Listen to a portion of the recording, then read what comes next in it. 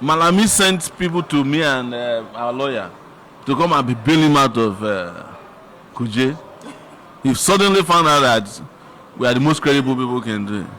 I'm sure El-Rufai must have been looking for a way now to reach out, because all this shouting about bleeding of nose is to get sympathy.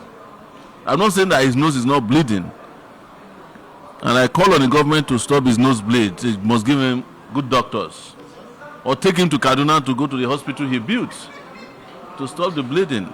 If you are in power in this country, like the governor, head of state or president, vice president, senators, you should take care of the prisons in case you find yourselves there.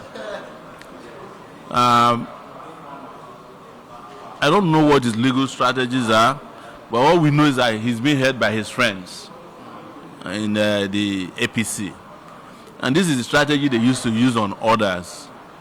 I'm surprised that his nose is bleeding at the ICPC. When did his nose start bleeding? When he was governor, was his nose bleeding? But I'm not making fun of him, because I don't support any form of impunity against anybody. But even while we are condemning impunity, we must also not let history evade us by reminding ourselves that these guys created the monsters that is now consuming them. The Frankenstein monster, my monster, was created by El-Rufai. There are videos of El-Rufai saying that Tinubu was the best person. We have videos of the two of them dancing together, videos of him saying that some of us are irrelevant. I remember in 2022, he made a tweet about me. Of course, when I responded, he never responded again. But ultimately, it's also very important, and this is the part Nigerians should pay attention to, that these guys have no differences amongst themselves. They will resolve, it's a family affair, they will resolve this issue, but they are using all these contrived fights to distract you from real socio-political movements that can liberate the country. And those of you who used to say that, oh, Showore, go and join ADC, I heard you are leaving ADC again, because the transfer window is open again to go to another party.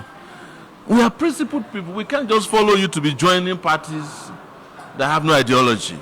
And we feel insulted all the time when we hear from some of you carelessly referring to our years of commitment, of conviction, and of ideological clarity, and comparing it with your fair weather politicians who have no ideology, who have no conviction, who are moving from one political party to another. And the reason is exactly because they have failed so badly, they can't stay in one place. And when the consequences are here, you turn to us to come and help them. Exactly. Malami sent people to me and our lawyer to come and be bailing him out of Kuje. He suddenly found out that we are the most credible people can do it. I'm sure El-Rufai must have been looking for a way now to reach out, because all this shouting about bleeding of nose is to get sympathy. I'm not saying that his nose is not bleeding, and I call on the government to stop his nose bleed. It must give him good doctors, or take him to Kaduna to go to the hospital he built to stop the bleeding. So basically what I say is that I don't want to hear from people who destroyed this country as governors, senators, House of Rep members, local government chairman, president. I don't want to hear anybody asking me to have pity for them. But our principal position that everybody must get justice cannot be circumvented even when our enemies are involved. So we do not support maltreatment of detainees. And he must be presented before a judge within the period allotted for an accused person to be brought before a judge for trial. So that's our position. And they must return his passport to him. Nobody has the right to seize his passport arbitrarily at the airport. And we made this position very clear. The position of our party, the African National Congress, and the position of our movement, the Take It Back movement, is that elections by themselves, or selections as we like to call them, cannot solve Nigeria's problem. And that is why we are very clear that only revolution can bring an end to the infractions that is called democracy in Nigeria today, or the distraction.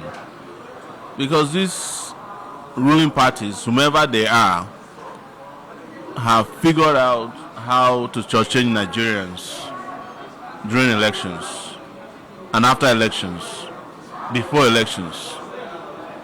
On principle, as you saw, we went out to ask for transparent elections by joining those who were organizing to ask for transmission of results electronically.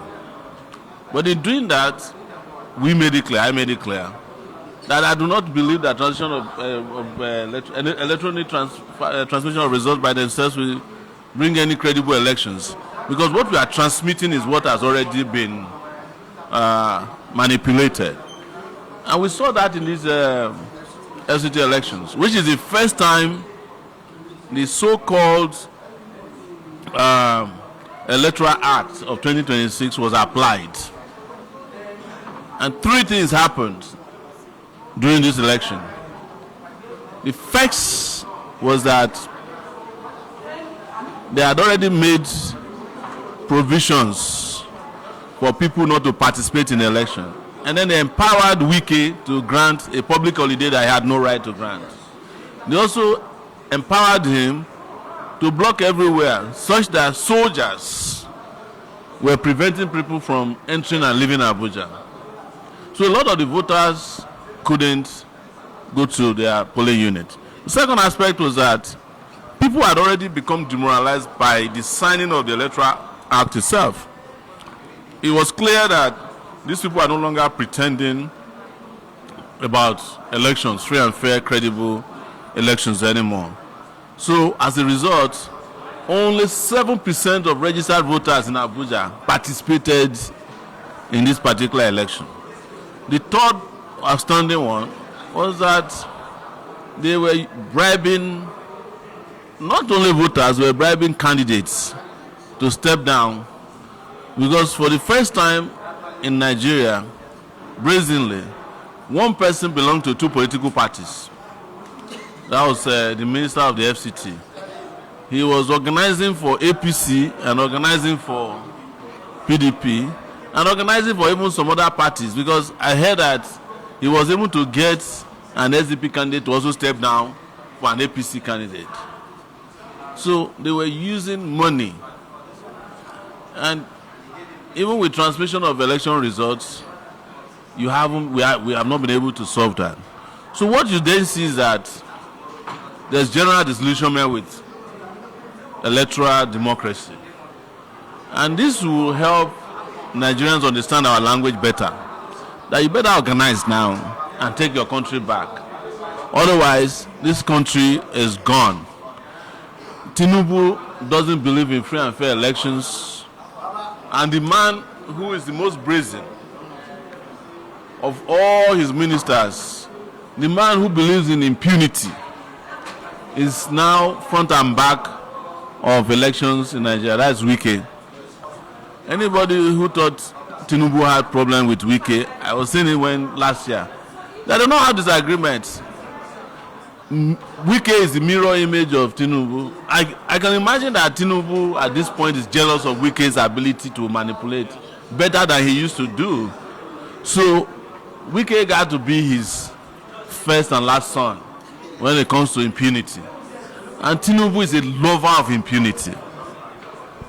He likes it, he cherishes it, and he swims in impunity. That's why even governments that were run by military dictators are looking at Tinubu and saying, wow, we didn't even do half of this, and Nigerians chased us out of power. So I will tell you that you should listen to that favorite song by Bob Marley, which is, chase those crazy bad heads, chase those crazy bad heads out of town. You better chase them out of town now before they chase you out of life.